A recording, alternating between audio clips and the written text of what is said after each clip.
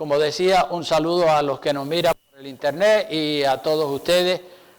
Gracias por estar ahí buscando de Dios. Bueno, el título que quiero compartir este día es Acercaos a Dios y Él se acercará a vosotros. Acercaos a Dios y Él se acercará a vosotros. Si tiene su Biblia, busque ese título, está ahí en Santiago, capítulo 4, versículo 8. Santiago 4, 8. Vamos a leer todos juntos ese pasaje de la Biblia, como dice, acercaos a Dios y Él se acercará a vosotros. Otra vez, acercaos a Dios y Él se acercará a vosotros. Sigue, pecadores, limpiad las manos, y vosotros los de doble ánimo, purificad vuestros corazones. Los de doble ánimo, ¿verdad? No estamos hablando, la palabra tiene para los unos y para los otros, tiene para los pecadores y tiene también para los creyentes que son de doble ánimo. Hoy sí, mañana no, mañana sí, otra vez no, y están dando bandazos. Mire, hermano, Dios está en su trono de gloria. Dios está allí sentado en ese trono, rodeado de adoradores, de ángeles, querubines, serafines y multitudes de seres que han sido salvados del pecado.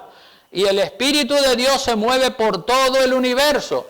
Dios, como saben todos ustedes, es omnipresente. Su Espíritu está presente en todo el universo. Dios es también omnipotente, quiere decir que todo lo puede. Dios también es omnisciente, es decir, lo sabe todo. Dios es eterno, porque no tiene principio ni fin de días. Dios es santo, puro, perfecto. Dios tiene muchos atributos, aleluya, y todos glorifican el nombre del Señor.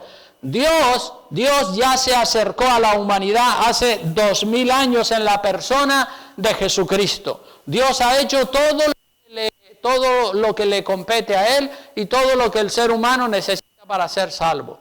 El Señor Jesucristo anduvo entre nosotros y nos dio a conocer el carácter de Dios.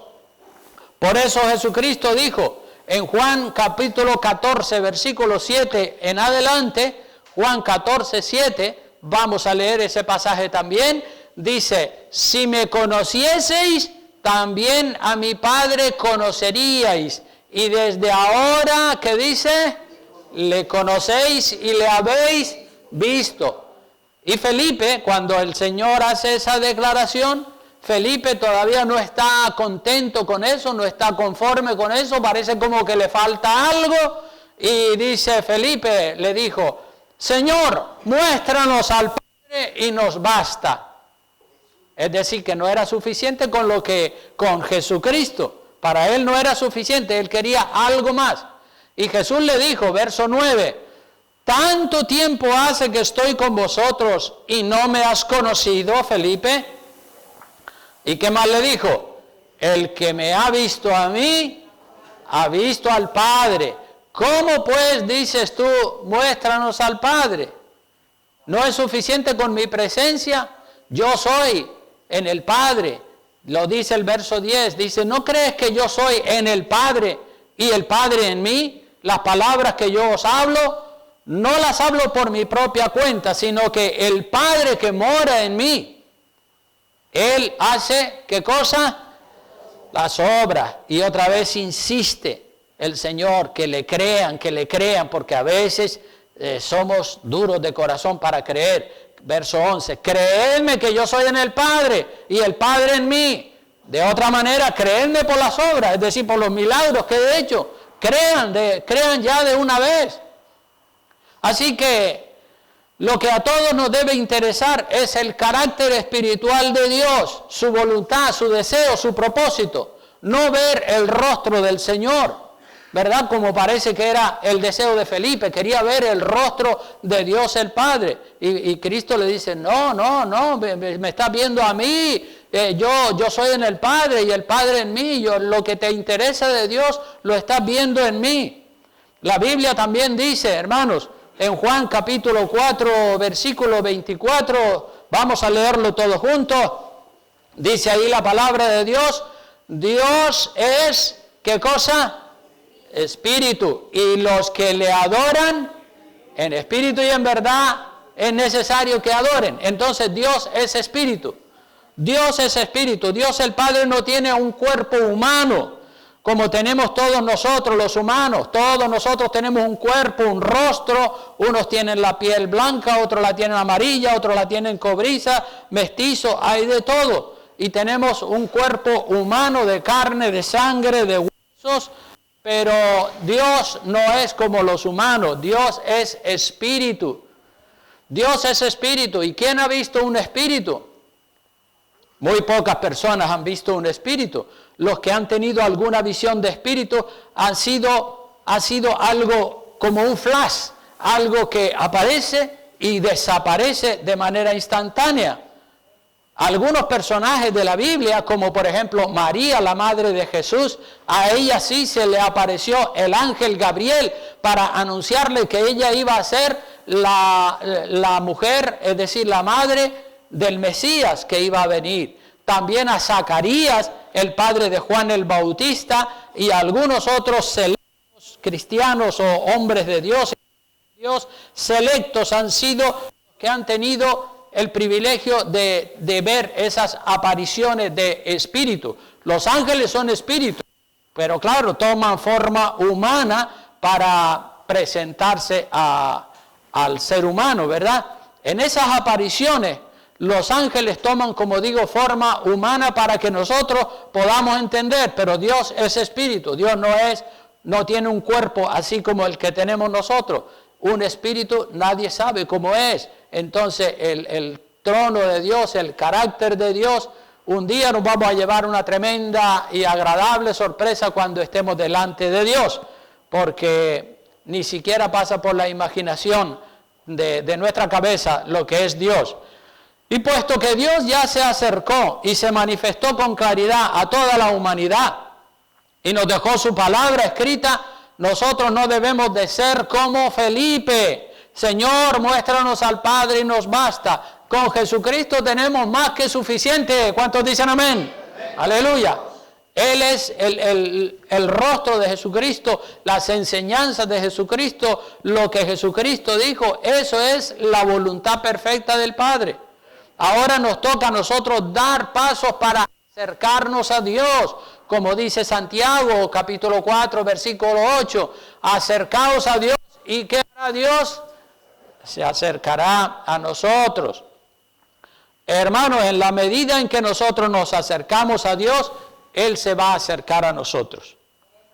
Repito, en la medida que usted se acerca a Dios, Dios se va a acercar a usted. Y así la distancia que hay entre Dios y el hombre se va reduciendo. Si usted da pasos en dirección al Señor, el Señor también va a dar pasos en dirección a usted. Pero si usted se planta aquí y dice, no, yo estoy aquí, que si Dios quiere tener relación conmigo, que se acerque Dios a mí. Dios dice, pues yo estoy aquí y si eres tú el que me necesitas a mí, si quieres de verdad tener relación conmigo, acércate.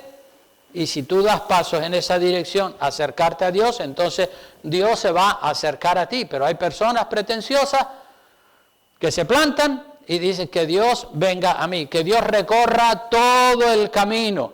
Así que no es así, puesto que Dios ya se acercó y se manifestó con claridad a toda la humanidad, nos dejó su palabra escrita y nosotros no debemos ser como era Felipe. Muéstranos al Padre y nos basta.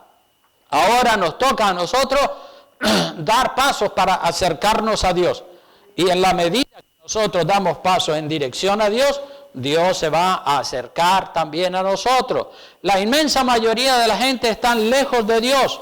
Y cuando nosotros los invitamos a acercarse a Dios a través de la lectura de la palabra, a través de la oración, no quieren, la gente no quiere. Huyen de la iglesia, huyen de la Biblia, huyen de los cristianos.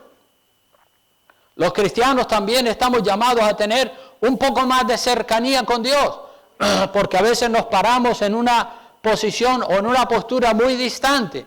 Tenemos que caminar hacia Dios para que Dios se acerque a nosotros. Los cristianos tenemos un fiel amigo sentado a la derecha de Dios el Padre, y es nuestro sumo sacerdote, es nuestro Señor Jesucristo. Aleluya, el que nos abre las puertas para que podamos tener acceso libre y directo a Dios el Padre. Vea lo que dice Hebreos capítulo 4, versículo 14. Siempre abra la Biblia por los textos que yo le voy citando y así me ayudan a leer también y ya sintonizan con la palabra.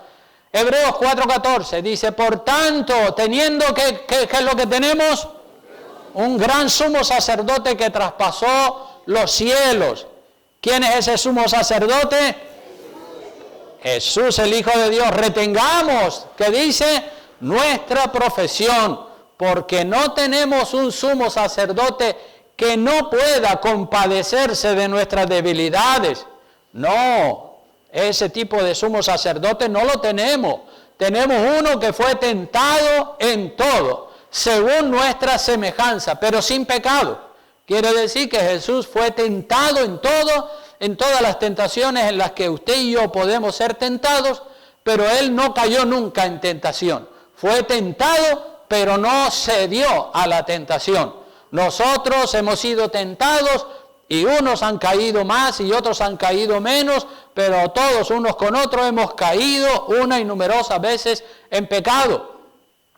Por eso la palabra nos dice en el versículo 16, ¿qué nos dice? Acerquémonos pues como confiadamente, sabiendo que Él nos va a escuchar, al trono de la gracia, donde está Jesucristo, para alcanzar, ¿qué cosa? Misericordia y hallar gracia para el oportuno socorro. Así que se nos invita a acercarnos confiadamente, hermanos, al trono de la gracia. Estamos en un mundo lleno de peligros. Necesitamos a alguien que nos pueda socorrer en los momentos de necesidad. Todos atravesamos por momentos de dificultades, de necesidad. Necesitamos a alguien que nos socorra. Si estamos cerca del que nos puede socorrer, Dios nos va a escuchar y nos va a ayudar. Pero si estamos lejos de quien nos puede socorrer, nos hacemos daño a nosotros mismos. Cuanto más cerca, más fácil llegará el socorro a nuestra vida para resolver aquellos problemas. ¿Cuántas personas han muerto? ¿Cuántas personas inmigrantes han muerto en el mar pidiendo socorro, pero al estar muy lejos no los han podido socorrer porque están muy lejos, están perdidos a miles de kilómetros, a cientos de kilómetros en el mar? El estar cerca del socorro es vital para nuestra vida, hermanos, y el Señor es nuestro socorro, nuestro pronto auxilio. De cerca se oye bien y muy claro, pero de lejos la voz se pierde en el aire. A veces la gente se siente lejos del Señor. Muchísimas personas se sienten lejos del Señor. En una ocasión un creyente me pedía, dice, pastor, ora por mí, ora mucho por mí porque tengo un problema. Y yo le dije, bueno, ¿y tú por qué no oras por ti más que lo que estás haciendo? Y me dijo, no, es que yo estoy muy lejos de Dios. Usted que está más cerca de Dios, a usted Dios le va a oír, me decía. Pero que él decía que estaba muy lejos, por lo menos era honesto, ¿verdad? Pero era un vago, no podía, él puede acercarse a Dios también, porque si es hijo de Dios, igual que yo, el mismo derecho que tengo yo de acercarme a Dios también lo tiene él. Pero él decía, no, ora tú, sácame las castañas del fuego tú, porque tú estás más cerca de Dios, y como yo estoy muy lejos, Dios a mí no me va a hacer caso. Una actitud muy cómoda, una actitud que no es propia de un cristiano, y encima se consideran cristianos, ¿verdad? Pero ¿cuántos de nosotros admiten que podemos estar un poco más cerca de Dios? ¿Verdad?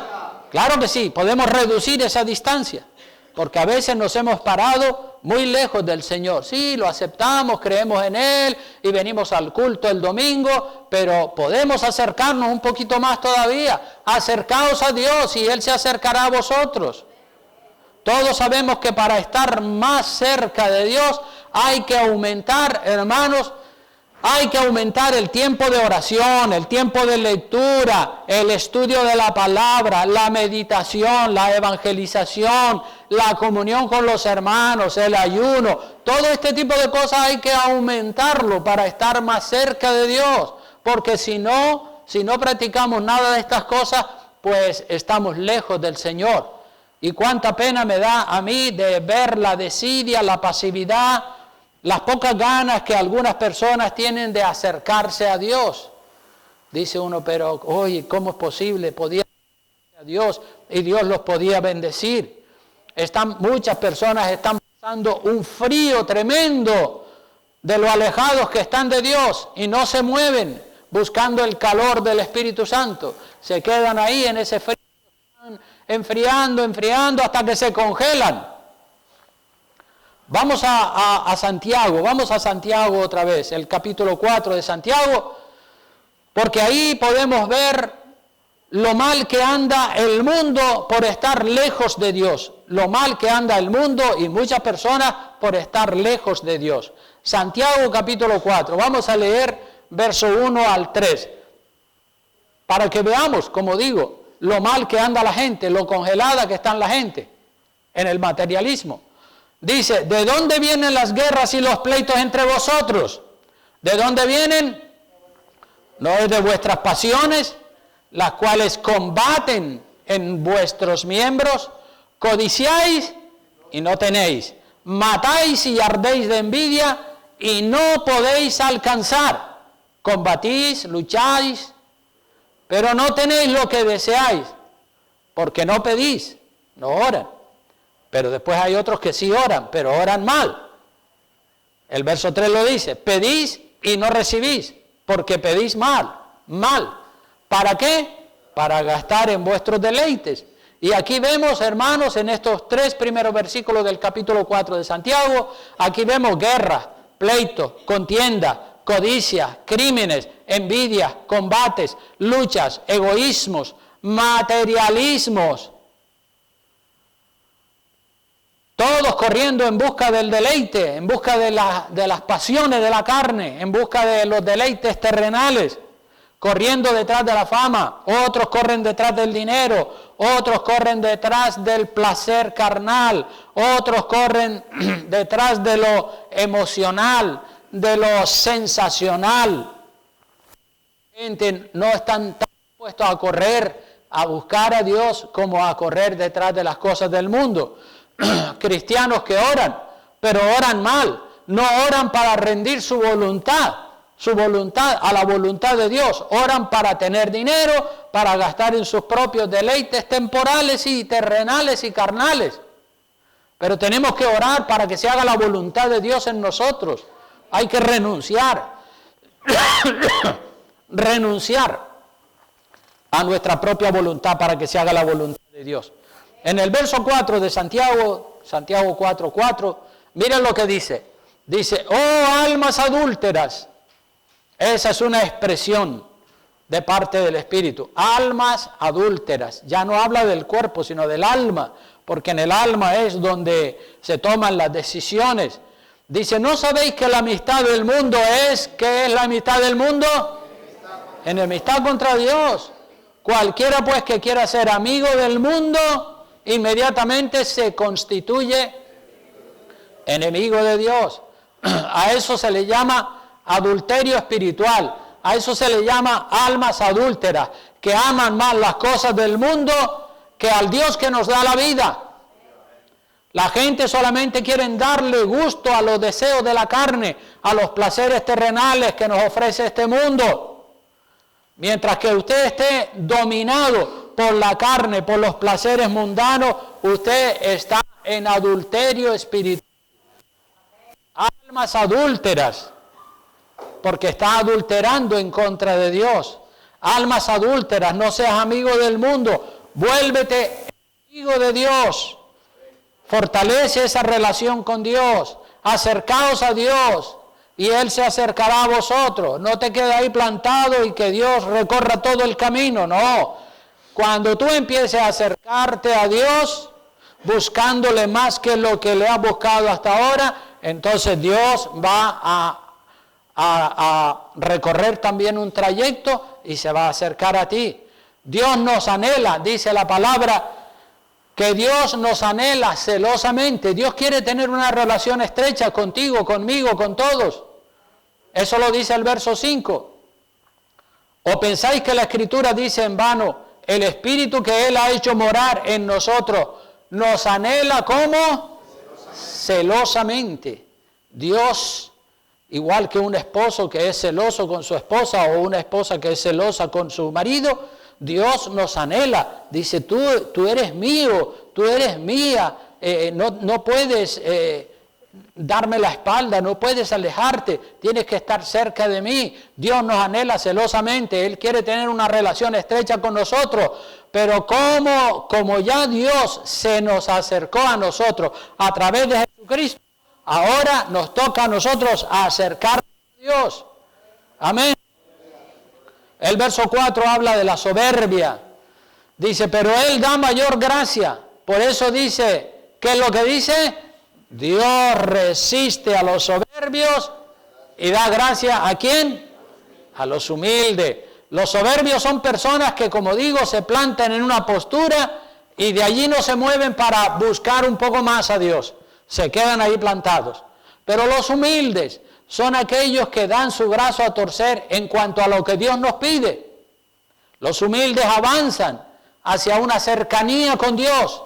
Los humildes dan pasos en la dirección hacia el Señor, creciendo más cada día. Gloria a Dios. Recuerda que no se le puede servir a Dios y al mundo al mismo tiempo, hermano. Porque o amas a Dios o amas el mundo, el dinero y las cosas terrenales. O el uno o el otro, pero muchas veces los cristianos y las cristianas tienen una pata en el mundo y otra pata en las cosas de Dios. No quieren perder ninguna de las bendiciones de Dios, pero tampoco quieren dejar de disfrutar de los placeres del mundo. Tenemos que ser humildes, aleluya, porque Dios resiste a los soberbios, a los que se plantan ahí, dice, aquí no me muevo. El verso 7 habla de someternos a Dios.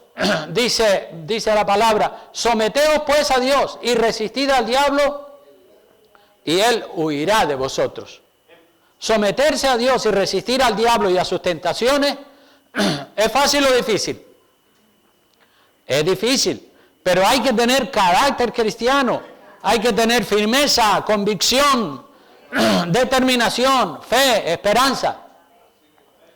Hoy en día, mucha gente le falta eso, ¿verdad? Le falta esa determinación, ese carácter cristiano. Por eso están siempre de cachondeo, de relajo. Y cuando alguien hace una declaración importante, dice, ¿en serio? ¿En serio? Sí, ¿en serio? ¿De verdad que es en serio? Como que no creen, ¿verdad?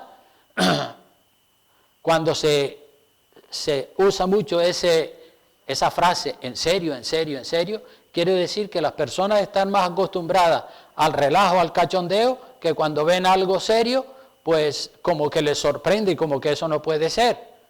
Hay que acercarnos un poco más a Dios. Verso 8, acercaos a Dios y Él se acercará a vosotros. A los pecadores le dice, limpiad las manos que las tienen llenas de sangre y llenas de pecado. Y a vosotros los de doble ánimo, que hay muchos cristianos que son de doble ánimo, que sí, que no, que no, que sí, que no, no se lo toman en serio, no hacen más que jugar a la religión. El otro día citó Juan en la vigilia una persona un cristiano, que dice, mire, nosotros los cristianos jugamos a la religión, pero el diablo no juega. El diablo es diablo, el diablo va en serio y al que puede coger acaba con él. Así que el diablo no juega, nosotros los humanos somos los que jugamos. El diablo va en serio. Pues eso quiere decir que nosotros también tenemos que ir en serio. Amén. Gloria a Dios. Si no vamos en serio, si estamos de relajo y de cachondeo, no vamos a llegar a ninguna parte. El verso 9 dice, miren lo que dice, a nosotros los cristianos, dice, afligíos y lamentad y llorad. Afligíos y lamentad y llorad. ¿A quién le gusta afligirse, llorar y lamentar? Gloria a Dios, a una persona. A los demás no les gusta afligirse, llorar y lamentar. Pues eso es lo que nos dice la palabra. Afligíos, lamentad y llorad. Vuestra risa se convierta en lloro y vuestro gozo en tristeza. ¿Por qué dice eso? Exacto, y vuestro gozo se convierta en tristeza. ¿Por qué dice eso? Porque todo el mundo o una gran cantidad de gente le gusta el cachondeo, la recocha, como dicen los colombianos. Los canarios decimos el cachondeo y el relajo. Y entonces, como a la gente le gusta el cachondeo, el relajo, la risa, el humor, la payasada, el Señor dice, no, ese no es el camino. A mí cuando yo veo un ambiente de relajo, de cachondeo, de alboroto, ja, chiste va, chiste viene, y todo el mundo, este se burla de este, el otro se burla del otro, yo me aparto de esos ambientes porque mi espíritu dice, pues aquí me siento incómodo. Yo quiero estar entre gente seria, entre gente que habla de Dios y que habla pausadamente y tranquilamente y que hablamos en serio. El relajo, el cachondeo, la risa, la recocha, todo eso no es de Dios. Nosotros los cristianos tenemos que tener un carácter serio, solemne, amén. Y decir así dice el Señor y meter al Señor en todas nuestras conversaciones. Y con aquella gente que quieren provocar relajo, cachondeo, risa, pitorreo y todo eso, no, mira, ese no es mi espíritu, yo por ahí no voy. Seriedad.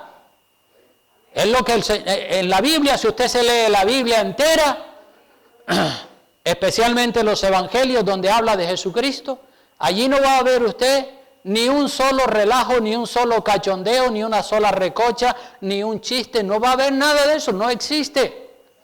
Jesucristo era solemne y todo lo que decía era puro, verdadero. Nada de dos sentidos, no, todo era tal cual lo decía el Padre. O sea que aquí hay un llamado a afligirnos, a lamentar, a llorar. ¿Por qué? Pues por haber perdido tanto tiempo en pecados, en risas, en fiestas, en vanidades, en juegos y en pasatiempos inútiles, que no sirven para nada. Para lo único que sirven es para alejarnos de Dios. Es tiempo, hermanos, ya, es tiempo de abandonar tantas vanidades, tantos entretenimientos mundanos que lo único que hacen, como dije, es distanciarnos y alejarnos de Dios.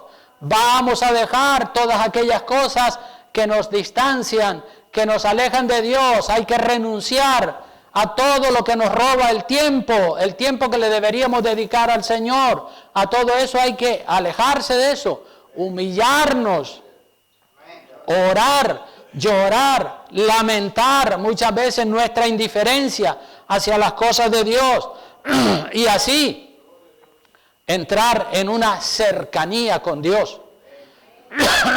Tenemos que estar cerca del Señor, no podemos alejarnos del Señor. Él es nuestro socorro, Él es nuestro pronto auxilio. En el verso 10 se vuelve a hablar de la humildad. Humillaos delante del Señor. Si queremos la victoria hay que humillarse. No nos gusta, pero eso es lo que nos manda la palabra. No lo digo yo, lo dice la palabra de Dios. Humillarnos significa dejar tanta vanidad y tantas tonterías que lo único que hacen es alejarnos de Dios. Es humillarnos delante del Señor y coger un carácter serio, solemne, ir en serio con Dios. Cuando oramos tenemos que saber que estamos delante del Creador del universo, humillados delante del Señor, y Él, ¿qué hará? Nos exaltará, nos levantará. Pero ¿cómo nos va a levantar si no nos humillamos? Otra vez la humildad, el humillarse, reconocer los fallos, reconocer los pecados y darle la espalda definitivamente a todas aquellas cosas que nos alejan de Dios. El versículo 10, el versículo 11 y 12 dice: hermanos, no murmuréis los unos de los otros. El que murmura del hermano y juzga a su hermano, murmura de la ley y juzga a la ley. Pero si tú juzgas la ley, no eres hacedor de la ley, sino juez. Y uno solo es el dador de la ley, que puede salvar y perder. Pero tú, ¿quién eres para que juzgues a otro? Aquí, hermanos, en estos versos 11 y 12, la idea es que no debemos emitir una sentencia. Por ejemplo, no debemos, cuando vemos a una persona por mal camino, decimos, te vas para el infierno. No, eso es una sentencia. Nosotros no podemos decir que esa persona va para el infierno. Eso, el único que lo puede hacer es Dios, porque Dios es el que tiene la última palabra y el que determina quién va para el infierno y quién va para la gloria. Nosotros, cuando juzgamos un asunto, debemos de hacerlo con un justo juicio, como dice la palabra en Juan capítulo 7, versículo 24, dice, no juzguéis según las apariencias, según lo que te parece, según la primera mirada, dice, me parece que no según las apariencias, sino juzgad con justo juicio. Cuando vemos una persona pecando, nosotros podemos llamarla al arrepentimiento y decirle, hermano, hermana, vas por un camino equivocado, está mal. Eso es juzgar con justo juicio, porque lo estamos haciendo según lo que nos dice la palabra de Dios. Pero la sentencia final, como digo, esa la da Dios. Nosotros advertimos a la persona que va por un mal camino, y ese es el verdadero amor. El verdadero amor, cuando vemos una persona que va por un camino equivocado, no es ignorarlo, mirar para otro lado o callar para que la persona no se ofenda con nosotros. Tenemos que decirle la verdad en el amor del Señor. Amén. Algunos piensan que mirando para otro lado ya se resuelve todo. No, hay que hablar. Y una vez que ya usted ha hablado, pues entonces ya la pelota queda en el tejado de la otra persona. Verso 13 y 13 al 16 dice, vamos ahora los que decís, hoy y mañana iremos a tal ciudad y estaremos allá un año y traficaremos y ganaremos, cuando no sabéis lo que será mañana, porque ¿qué es vuestra vida? Ciertamente, ¿qué es lo que es? Neblina, así es. La niebla aparece y desaparece, así es nuestra vida. Neblina, que se aparece por un poco de tiempo y luego se desvanece. En lugar de lo cual, deberíais decir, si el Señor quiere, viviremos y haremos esto o aquello.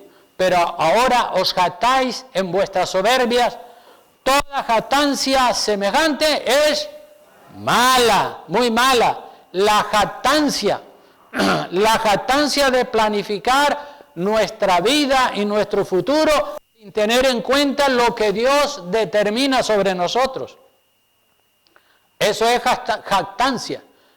Mañana, la semana que entra, el año que viene voy a hacer esto, aquello, lo otro.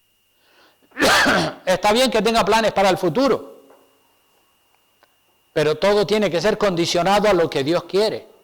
Tenemos que decir, si Dios quiere, siempre si Dios quiere delante. Si Dios quiere, tengo el plan de hacer esto o aquello. Pero si Dios no quiere, pues entonces ese proyecto, esa idea no se va a ejecutar. Si Dios quiere. Antiguamente se usaba siempre mucho esa expresión. Mañana si Dios quiere, la semana que entra si Dios quiere, tal día si Dios quiere, si Dios quiere. Pero hoy en día no se oye el si Dios quiere por ningún lado. Todo el mundo dice voy a hacer esto, aquello, lo otro. Eso es jactancia. ¿Qué sabes tú si mañana estarás vivo o muerto? Entonces si Dios quiere, eso es humildad. No sabemos cuántos días de vida nos quedan aquí en la tierra. Digamos siempre cuando hablamos del futuro, pongamos siempre esa frase al principio. Si Dios quiere, porque eso es prudencia, eso es dependencia de la voluntad de Dios. Mucho cuidado con la jactancia, con pensar y creer que podemos hacer lo que nos da la gana, porque el tiempo...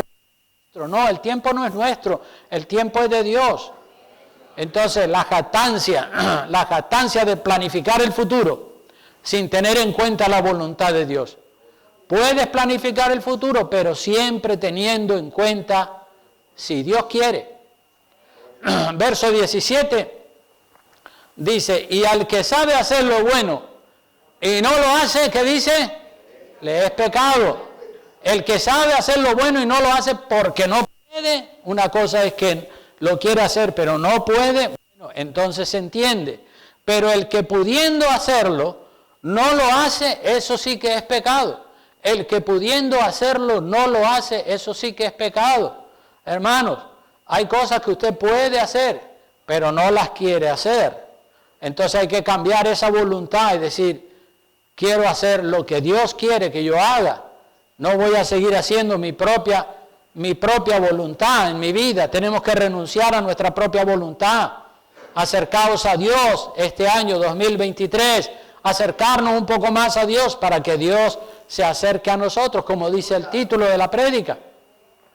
Incorpore en su vida, hermanos, incorpore en su vida para este año el venir siempre a la oración del viernes, el hacer ayunos, venga también a adorar, a estudiar la palabra los martes, esfuércese un poco más, venga 15, 20 minutos antes del culto y así ora y clama, no venga cuando ya el culto está comenzado, venga 20 minutos, usted se planifica, claro que lo puede hacer. El año 2023, para no quedar estancado o estancada y alejado de Dios, mejorar, aleluya, gloria a Dios por todos los que son cristianos y cristianas. Pero el llamado que yo les quiero hacer en este día es, oye, voy a proponerme este año 2023 esforzarme un poco más. Sí, creo en Dios, amo a Dios y todo eso, pero me siento muy lejos. Voy a procurar acercarme. ¿Cómo me acerco? Pues leyendo la Biblia, asistiendo a todos los cultos, orando, ayunando, evangelizando, haciendo tantas cosas, viniendo un rato antes del culto a orar. Así nos vamos acercando a Dios, nos vamos acercando a la gente que está de verdad más metida, más entregada al Señor. Vosotros los de doble ánimo, dice, purificad vuestros corazones. Y los de doble ánimo son, como digo, los creyentes que cuando oyen el mensaje dicen amén, pero después no se esfuerzan ni toman buenas decisiones. Es bueno decir amén, pero hay que llevar a cabo las mejoras que el Señor nos está dando a que las implantemos en nuestra vida. Gloria a Dios por las mejoras que ya usted ha incorporado a su vida en el pasado, pero el futuro está por delante y usted este año puede incorporar alguna mejora. Llévese ese llamado a su casa, ore en su casa y pregúntele a Dios y dígale, Señor, ¿qué mejora puedo yo incorporar a mi vida este año 2023? Porque sé que hay mejoras que yo las puedo incorporar a mi vida, pero tengo cierta desidia, cierta indiferencia, me quedo conforme con poquito, con estar lejos. No, incorpore alguna mejora, venir al culto, al martes, a orar, a estudiar la Biblia, venir a la oración, importante, y así usted va cogiendo un hábito, y ese hábito le va acercando más cada día al Señor, y el Señor se va acercando más a usted. Amén. Pues este ha sido el llamado para el día de hoy, así que vamos a estar puestos en pie y orarle al Señor que Dios nos ayude y que de verdad nos llevemos este desafío en el corazón y pensemos y pronto estemos tomando buenas decisiones para incorporar mejoras en nuestra vida. Oramos a Dios. Levante sus manos al Dios de los cielos y le oramos. Padre bueno, te damos gracias, Dios mío. Gracias, precioso Dios. Gracias, Señor, porque tú nos llamas, Dios mío, a mejorar lo mejorable. Tú nos llamas, Señor, mi Dios, como dice el mensaje, Dios mío, acercaos a Dios y Él se acercará a vosotros, Señor. Es verdad que estamos cerca, pero podemos estar un poco más cerca, Dios mío. Un poquito más, Dios mío. Y cada año que pasa vamos implementando una cercanía mayor, Dios mío. Implementando mejoras en nuestra vida, Dios mío, para estar cerca, como dice la canción, cerca, más cerca del Señor, cerca de la iglesia, cerca de la Biblia, cerca de los hermanos, más interesado en la palabra. Gracias, Dios mío. Bendice a mis hermanos para que este mensaje no sea uno más que cae en saco roto, Señor, o en oído sordo, sino que sea un mensaje que haga reflexionar las personas y después de haber reflexionado, que tomen las decisiones que el Espíritu les muestra, porque sabemos que tu Espíritu Santo muestra cuál es tu voluntad perfecta para cada uno. Gracias de todo corazón. Bendecimos la iglesia con la bendición del Padre, del Hijo y del Espíritu Santo. Amén y amén. Dios les bendiga y salúdense los unos a los otros.